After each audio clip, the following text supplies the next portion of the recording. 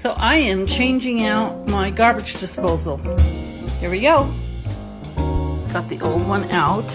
And there it is. Here's the new one going in. Set this up in the order it's supposed to go on.